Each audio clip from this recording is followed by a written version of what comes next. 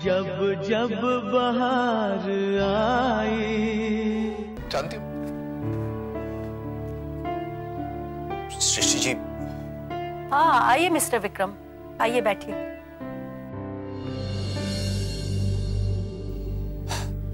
क्या बात है, काम्या जी नहीं आई?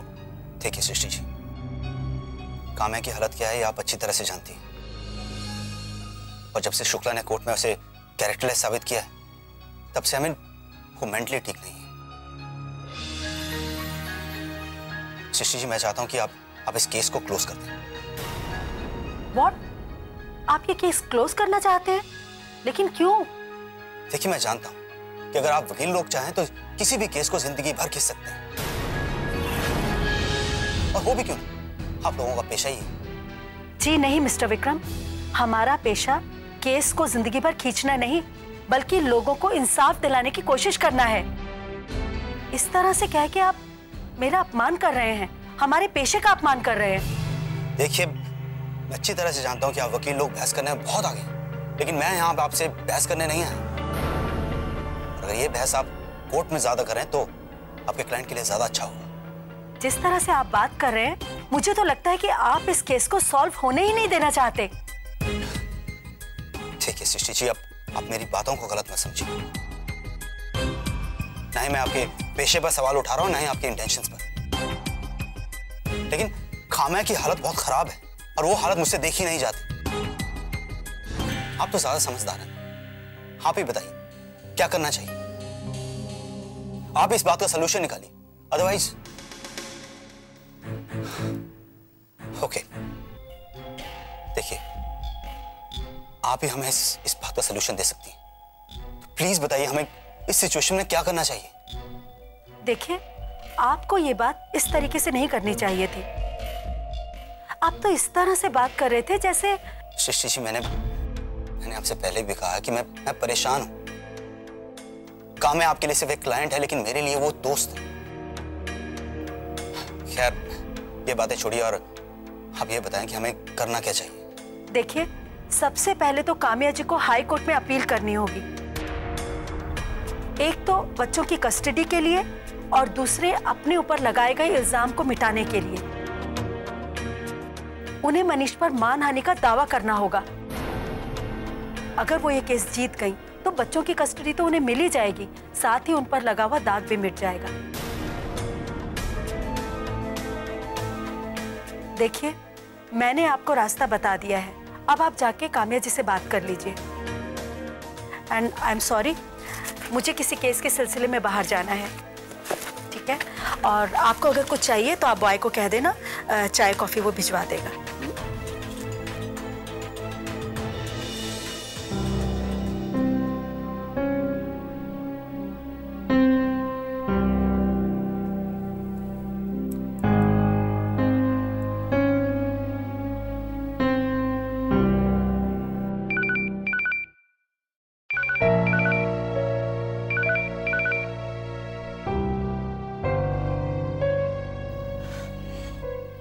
हाँ बोलिए विक्रम।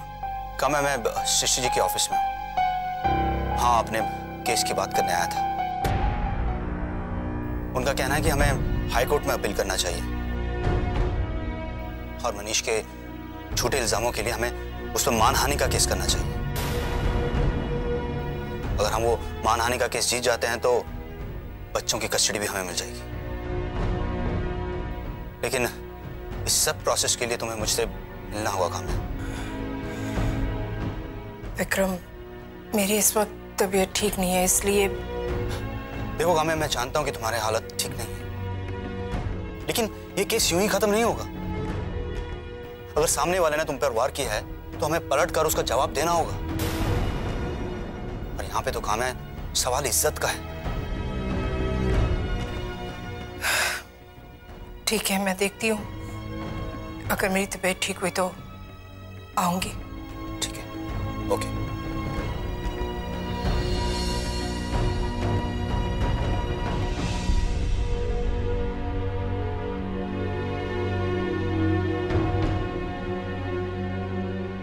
तुम इतने फालतू बॉस हो या ये एम्प्लॉय बहुत खास है?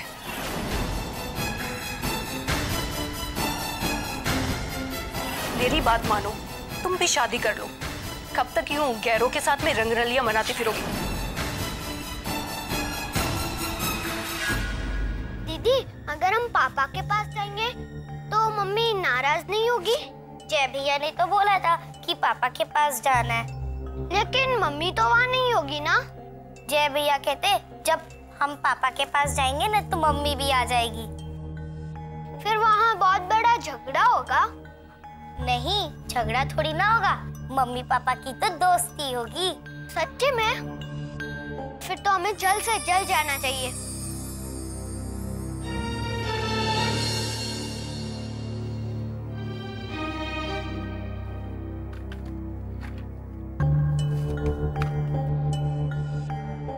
चिंटू, तू ये खिलौने क्यों ले रहा है?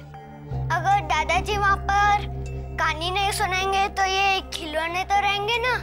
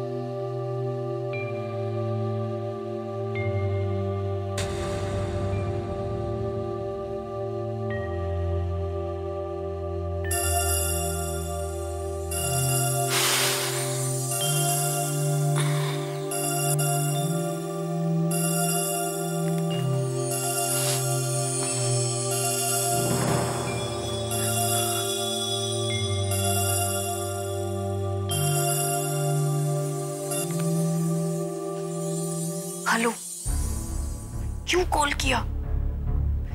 हाँ, आज रात में ही निकलना है। ठीक है, मैं आती हूँ, रखो फोन।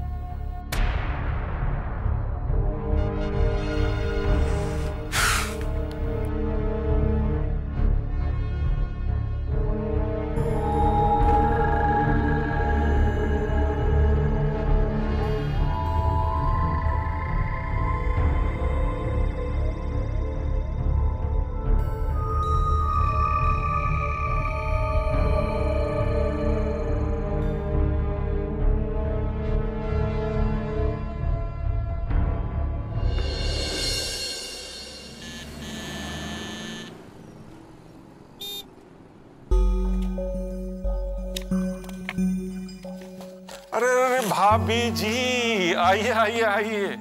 आज सूरज पश्चिम से कैसे निकला? बैठिए बैठिए बैठिए। अरे पानी लीजिए, पानी लीजिए। इतनी सुबह सुबह क्यों बुलाया? अरे भाभी जी, आपका क्या भरोसा, आप कभी भी पिलक जाएं। 3 घंटे पहले एयरपोर्ट पहुंचना होता है।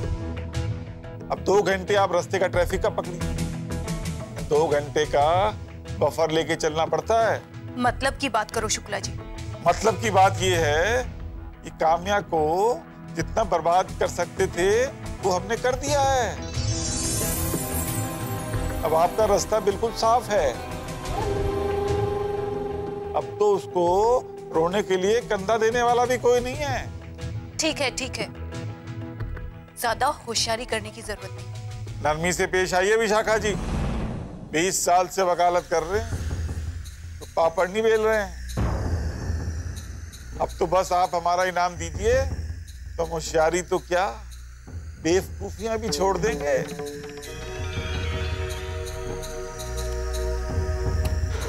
आज के बाद तुम मनीष का फोन नहीं उठाओगे? अरे हमें क्या जरूरत है, अब तो वो खुद ही फोन नहीं करेगा। अब तो आप लंदन जाइए, ऐश कीजिए मनीष भैया के साथ। और हाँ भाभी जी, कभी मनीष से तलाक लेना हो तो इस नाचीज को जरूर याद कीजिए। और हाँ, बच्चों की कस्टडी चाहिए हो तो वो भी दिलवा देंगे हम आपको। बच्चे my foot, I hate kids.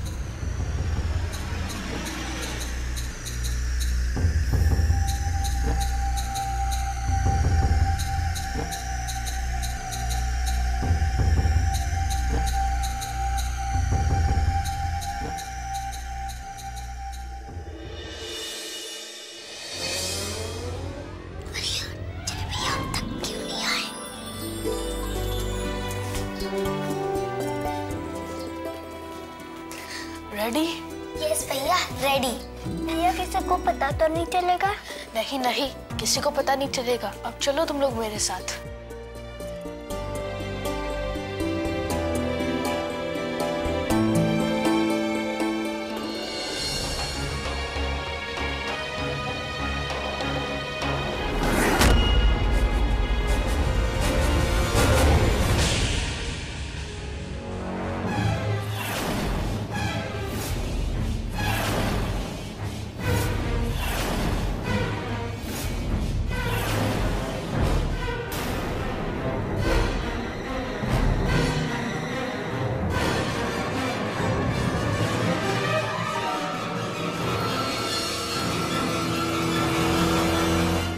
कहाँ जा रही हो तुम लोग? हम ना पापा के पास जा रहे हैं। हम अकेले नहीं जा रहे, जय भैया भी हमारे साथ आ रहे हैं।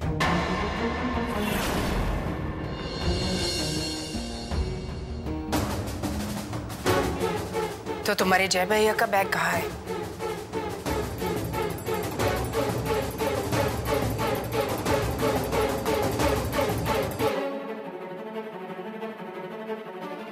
ये जय भैया का बैग है। मम्मी हमें कहीं भी नहीं जाने देगी।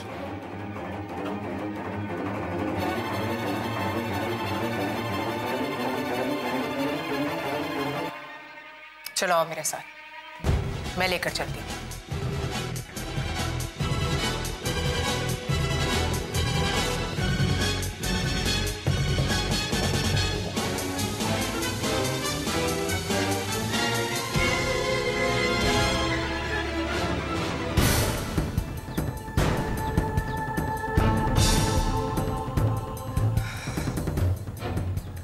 वो देखो, वो सामने देख रहे हो ना, वहां से तुम्हारे घर की बस मिलती है। वैसे तुम तो बहुत समझदार हो ना, सबको रास्ते दिखाते हो, खुद का रास्ता भी पता ही होगा, है ना? ये लो, ये तुम्हारा बैग, और ये पैसे रख लो टिकट लेने के लिए। नहीं मम्मी, जय भैया नहीं जाएंगे। हाँ मम्मी, जय भैया कहीं नहीं जाएंगे। बेटा, उसके पेरेंट्स भी परेशान हो रहे होंगे ना, उसे अब अपने घर जाना है, ओके? नहीं, वो नहीं जाएंगे, वो कहीं भी नहीं जाएंगे। चुप रहो तुम दोनों। बेटा जाओ, अपना ख्याल रखना।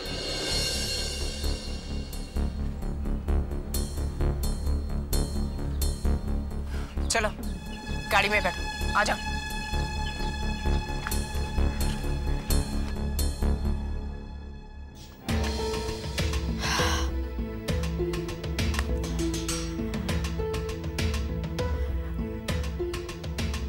नीलू, नीलू। हाँ मम्मा। नीलू, सुकेश का फोन आया है, आदित्य आ रहा है टीना को देखने के लिए, और तुम जाओ अब टीना को जल्दी से तैयार करो। गो, जाओ। कपूर साहब को फोन करती हूँ। जब जब बहार आई। नीलू, सुकेश का फोन आया है, आदित्य आ रहा है टीना को देखने के लिए, और तुम जाओ अब टीना को जल्दी से तैयार करो। गो, जाओ। कपूर साहब को फोन करती हूँ। हेलो, कपूर साहब, आज मैंने टीना का रिश्ता तय कर दिया है। आदित्य आ रहा है अभी। हाँ हाँ, मैं जानती हूँ कि सब कुछ मुझे ही करना है,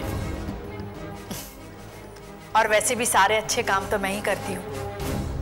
कुछ बिगाड़ना हो तो आप आ जाइएगा।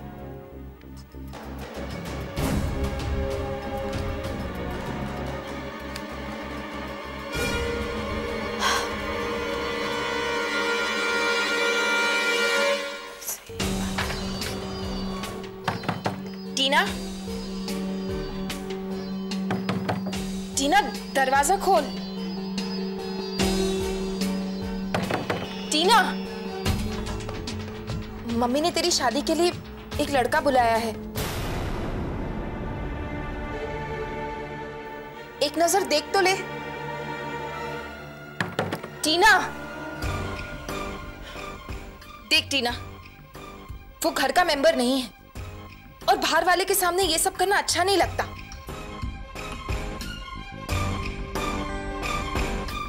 तू एक बार देख तो ले, फिर चाहे मना कर देना। मैं तेरे फैसले में तेरे साथ हूं। टीना, मेरी एक बार बात मान ले प्लीज।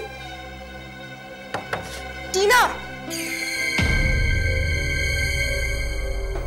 बड़ी देर हो गई, सुकेश आया नहीं अभी तक।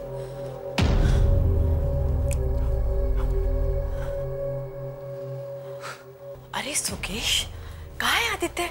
आया नहीं? सबर रखिए मम्मी जी, बस आता ही होगा, गाड़ी में है।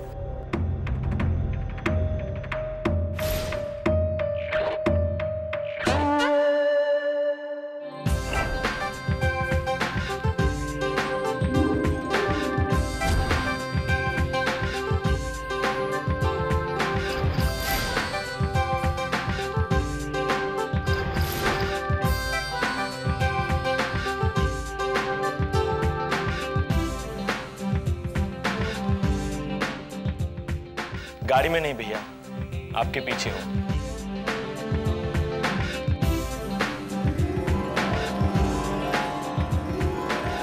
ये लीजिए, आ गया। ये आदित्य। आदित्य, मम्मी जी। अरे इसकी क्या जरूरत है बेटा? मैंने तो सोचा भी नहीं था कि इतने हैंडसम और तमीजदार लड़के आज की दुनिया में भी हैं। तुम कहाँ छुपे हुए थे बेटा? मम्मी जी, मैं भी तो हूँ, हैंडसम और तमीजदार। सॉरी, वो आदित्य, ये नीलू है, मेरी वाइफ। नमस्ते भाभी जी। पहचाना या नहीं इसे? अरे ये आदित्य है, शादी के टाइम पे घोड़ी के आगे सबसे पहले यही तो नाच रहा था, और शादी के बाद सबसे पहले मैं तुम्हें इन्हीं के घर लेके गया था। हाँ, पहचाना। अब अरे तुम लोग खड़े क्यों हो? सुकेश, आदित्य बैठो। जाओ।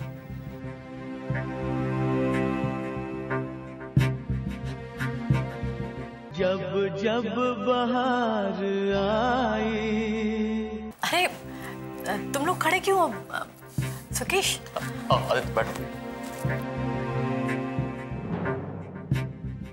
जाओ।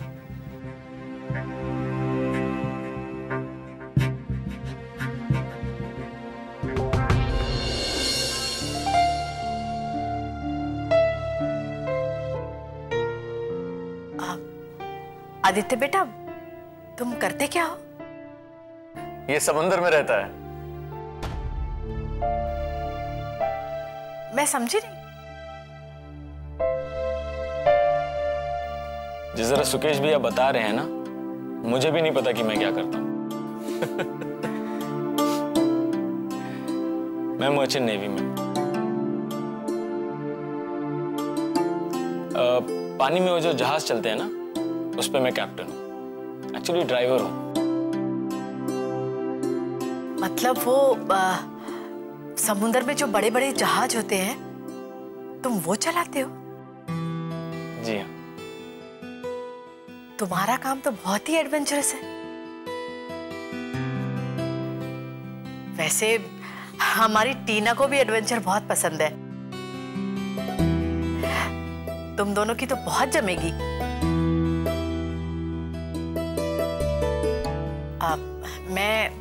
मैं अभी आती हूँ सुकेश, मैं जरा जाके देखती हूँ। टीना,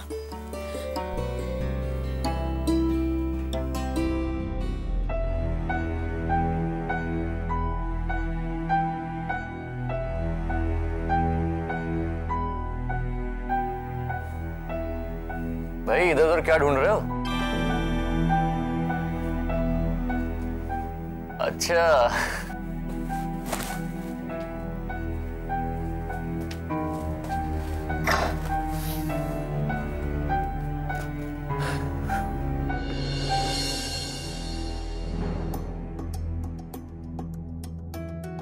फिलहाल फोटो से ही काम चला लो।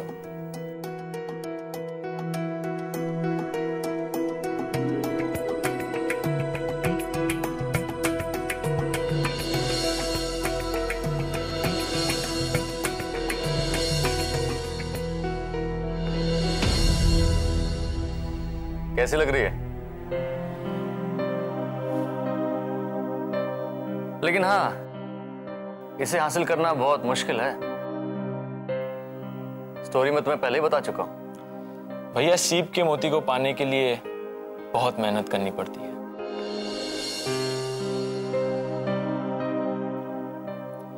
मीलों समुद्र की गहराइयों में जाना पड़ता है,